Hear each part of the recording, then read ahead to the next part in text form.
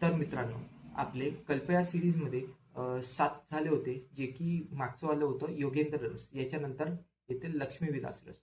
Lakshmi Vilas रसचं short track आहे, अभी PG में कुरपर ने 4 बीजों को धागों से विनी आणि भांगच्या जाती पाहून शतवृद्ध जातात.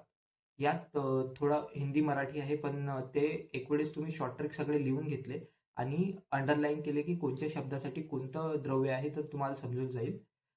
त्यानंतर याचं भावना द्रव्य आहे नागवल्ली स्वरसाची भावना आणि याचा डोस आहे 2 रत्ती. तर 2 रत्ती सेम अजून 2 रत्ती आपण कशात वापरतो?